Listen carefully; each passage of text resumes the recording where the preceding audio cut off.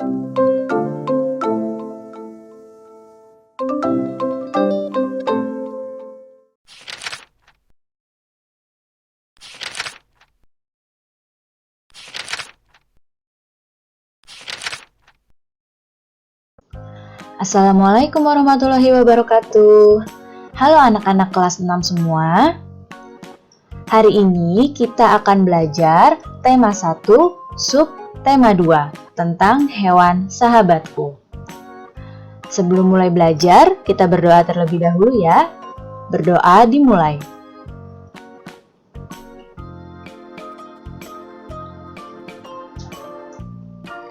Berdoa selesai. Baik anak-anak, sudah siap untuk belajar hari ini? Kalau sudah siap, mari kita mulai belajarnya. Pertama-tama, kita akan mempelajari muatan bahasa Indonesia. Tahukah kamu apa itu teks laporan?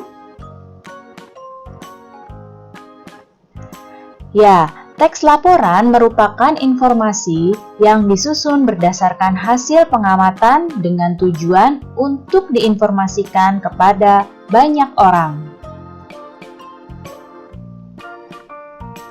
Berikut ini adalah ciri-ciri dari teks laporan.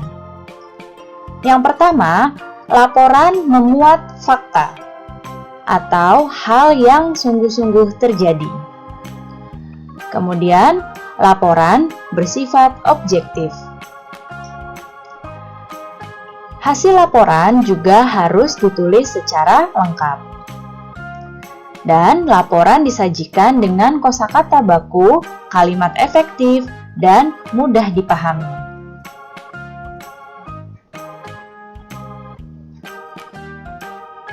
Dalam sebuah teks laporan terdapat gagasan pokok. Nah, gagasan pokok dapat ditemui pada kalimat utama. Gagasan pokok terdapat dalam teks tertulis maupun teks yang dibacakan. Gagasan pokok ini nama lainnya adalah ide pokok.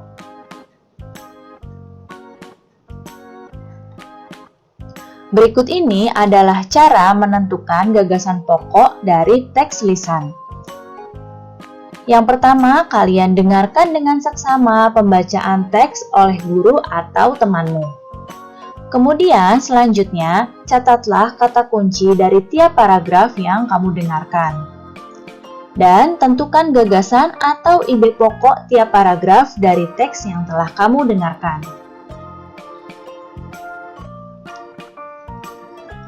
Sekarang kita akan menentukan gagasan pokok dari teks laporan berikut ini. Disimak baik-baik ya. Wilayah Asia Tenggara memiliki sumber daya alam yang melimpah. Sumber daya alam itu antara lain kesuburan tanah, kekayaan bahan tambang, kekayaan laut, dan kekayaan sumber daya minyak bumi. Kekayaan sumber daya alam tersebut menghasilkan komoditas perdagangan bagi masyarakat Asia Tenggara. Nah, sekarang kita tentukan apa gagasan pokok dari teks yang telah dibacakan tadi. Siapa yang tahu? Ya, benar sekali. Gagasan pokoknya adalah terdapat sumber daya alam yang melimpah di Asia Tenggara.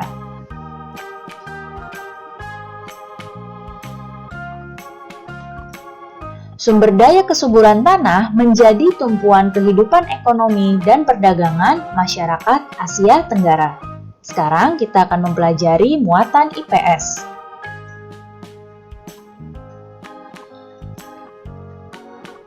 Kita akan mempelajari potensi ekonomi dari negara-negara ASEAN atau negara-negara yang berada di Asia Tenggara.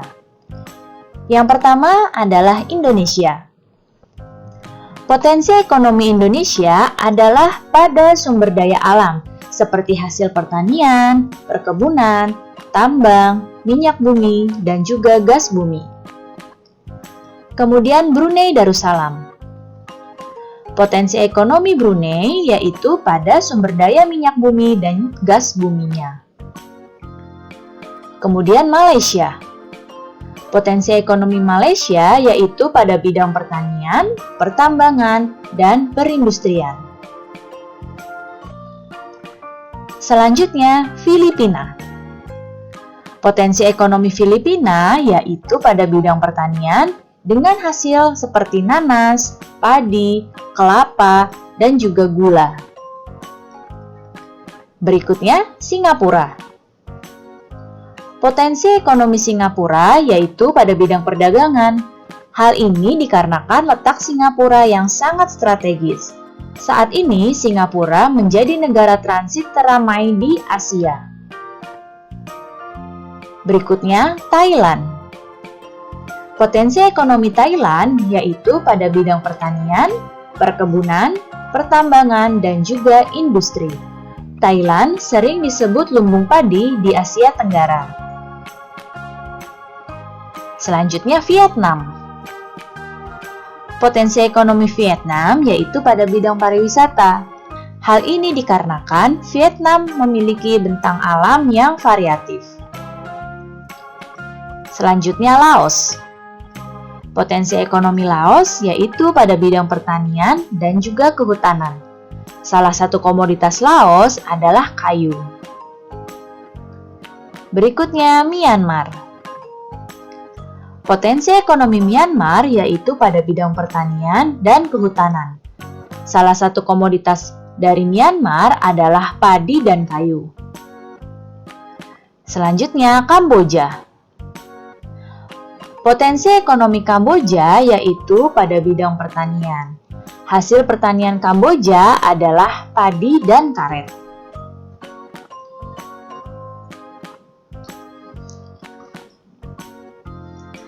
Tahukah kalian hewan apa ini? Ya, benar sekali, ini adalah gajah. Negara-negara di Asia Tenggara memiliki banyak jenis hewan. Salah satunya adalah gajah putih.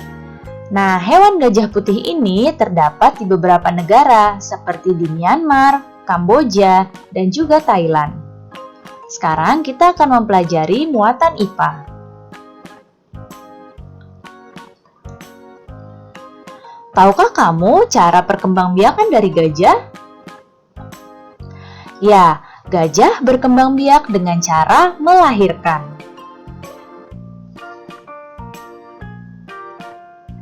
Sekarang kita akan mempelajari tentang perkembangbiakan hewan. Cara perkembangbiakan hewan terbagi menjadi dua. Yang pertama, perkembangbiakan generatif. Perkembangbiakan generatif ini adalah perkembangbiakan yang melalui proses pembuahan. Perkembangbiakan generatif terbagi menjadi tiga. Ada ovipar atau bertelur, kemudian vivipar atau melahirkan, dan ovovivipar atau bertelur melahirkan. Yang kedua adalah perkembangbiakan hewan secara vegetatif. Perkembangbiakan secara vegetatif ini tanpa proses pembuahan. Contoh dari perkembangbiakan vegetatif yaitu tunas, membelah diri, dan fragmentasi.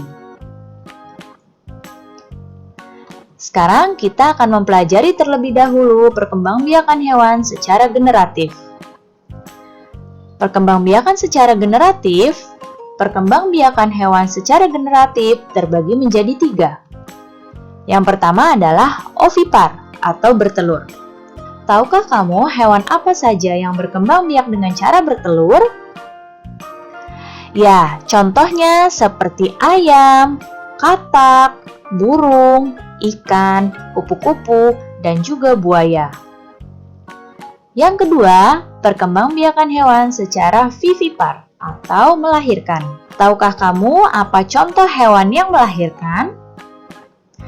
Ya, contohnya adalah gajah, kelinci, kambing, sapi, lumba-lumba, dan juga paus. Dan masih banyak lagi contoh yang lainnya. Kemudian yang ketiga adalah ovovivipar atau bertelur melahirkan. Contoh hewannya adalah kadal, bunglon, ikan pari, dan juga beberapa jenis ular dan hiu. Sekarang kita perhatikan hewan berikut ini. Nah, Bisa kalian lihat di hadapan kalian ada berbagai jenis hewan. Ada ikan, burung, kemudian sapi, buaya, paus, kucing, ayam, kura-kura, dan juga ular. Nah, sekarang mari kita kelompokkan hewan tersebut berdasarkan cara perkembangbiakannya. Yang pertama, kita akan kelompokkan secara ovipar, yang kedua secara vivipar, dan yang ketiga secara ovovivipar. Nah, sekarang amati lagi gambar hewan-hewan ini. Manakah yang termasuk hewan ovipar? Ya, yang pertama adalah ikan. Kemudian, ya, burung. Setelah itu, buaya. Apalagi ya? Ya, kura-kura. Dan satu lagi adalah ayam. Kemudian, hewan yang berkembang biak secara vivipar berdasarkan gambar berikut ini. Benar sekali.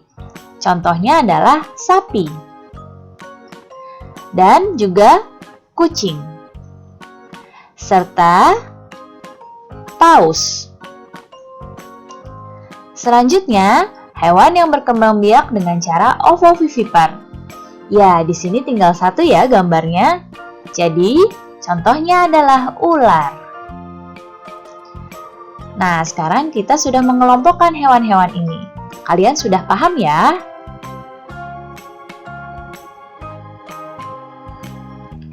Selanjutnya adalah perkembangbiakan hewan secara vegetatif. Perkembangbiakan hewan secara vegetatif dibagi menjadi 3. Yang pertama adalah tunas. Tunas ini adalah calon individu baru terbentuk dari tubuh induknya. Ketika tunas dewasa, maka tunas akan melepaskan diri dari tubuh induknya. Contoh hewannya adalah hidra. Berikutnya adalah membelah diri.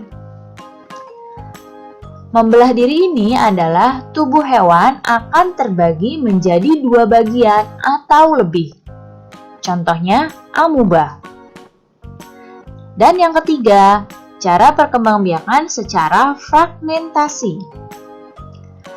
Cara fragmentasi ini adalah hewan memotong bagian tubuhnya dan bagian yang terpotong akan menjadi individu baru. Contohnya adalah cacing planaria. Nah, sekarang kita akan lihat contoh dari hidra atau hewan yang berkembang biak dengan cara tunas. Jadi, ini adalah induknya, kemudian muncul tunas, lihat panahnya, ini muncul tunas. Tunasnya semakin besar dan ketika tunasnya sudah dewasa, tunasnya akan melepaskan diri menjadi individu baru lagi. Kemudian yang kedua adalah contoh dari membelah diri. Nah, di gambar ini adalah amuba. Amuba ini tadinya satu seperti ini, tapi amuba ini dapat membagi tubuhnya menjadi 2 bagian atau lebih. Bisa kalian lihat ya di gambar ini. Yang ketiga adalah fragmentasi. Nah, contohnya tadi cacing planaria. Hewan ini akan memotong bagian tubuhnya. Lihat di sini, ini tadinya satu cacing. Kemudian cacing ini memotong-motong tubuhnya seperti ini. Lihat ya pada gambar. Nah, di sini bagian yang terpotong ini akan tumbuh menjadi individu yang baru.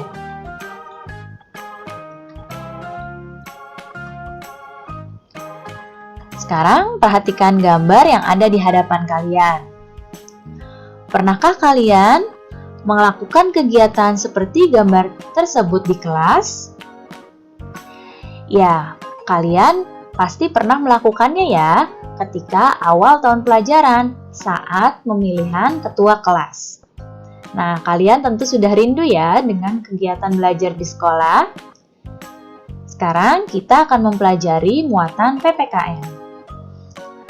Pada gambar ini dapat terlihat bahwa warga kelas ini sedang melakukan pemilihan ketua kelas. Nah, pemilihan ketua kelas merupakan salah satu penerapan dari sila Pancasila, tepatnya sila keempat.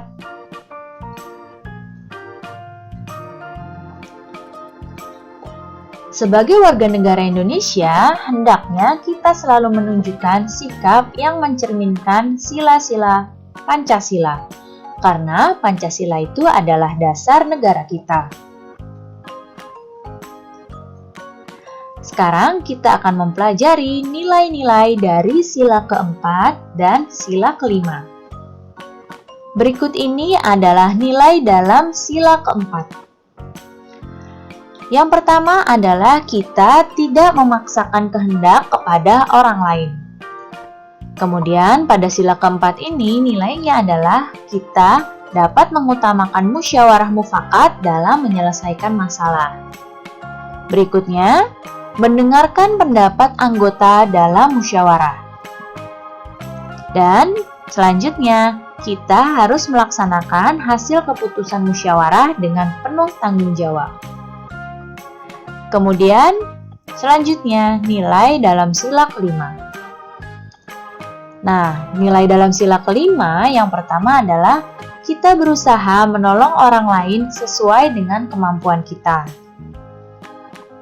Kemudian, kita juga harus menghormati hak dan kewajiban orang lain.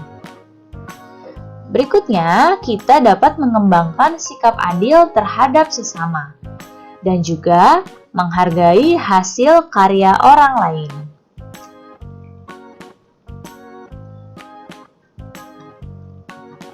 Sekarang lihatlah gambar yang ada di hadapan kalian.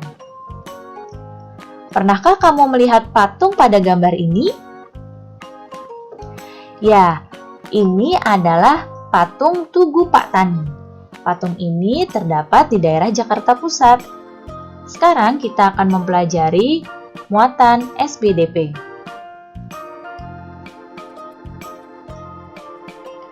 Kita akan mempelajari jenis-jenis patung berdasarkan fungsinya. Jenis-jenis patung berdasarkan fungsinya yaitu ada patung religi, kemudian patung monumen, patung arsitektur, patung dekorasi, dan patung seni, serta patung kerajinan. Yang pertama, patung religi. Patung religi adalah patung yang dibuat dengan tujuan sebagai sarana beribadah dan bermakna religius bagi sebagian umat beragama. Berikut ini adalah contoh dari patung religi. Berikutnya, patung monumen. Patung monumen adalah patung yang dibuat untuk memperingati atau mengenang peristiwa dan kejadian bersejarah atau jasa seorang pahlawan di masa lampau. Nah, berikut ini adalah contoh dari patung monumen. Kemudian, patung arsitektur. Patung arsitektur dibuat untuk menunjang dalam konstruksi bangunan dan bernilai estetika atau keindahan. Ini adalah contoh dari patung arsitektur. Berikutnya, patung dekorasi. Patung dekorasi dibuat dengan tujuan untuk menghias bangunan atau lingkungan taman, baik itu taman rumah maupun taman bermain. Nah, ini contoh dari patung dekorasi.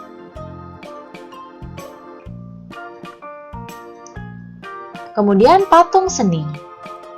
Patung seni dibuat bertujuan sebagai karya seni murni untuk estetika yang hanya dinikmati keindahan bentuknya. Ini adalah contoh dari patung seni. Dan patung kerajinan. Patung kerajinan biasanya dibuat untuk dijual. Patung jenis ini dibuat oleh para pengrajin. Nah, ini adalah contohnya ya dari patung kerajinan. Baik anak-anak, cukup sekian ya penjelasan Ibu kali ini. Mudah-mudahan kalian paham dan mengerti. Terima kasih anak-anak semua, sampai jumpa lagi. Wassalamualaikum warahmatullahi wabarakatuh.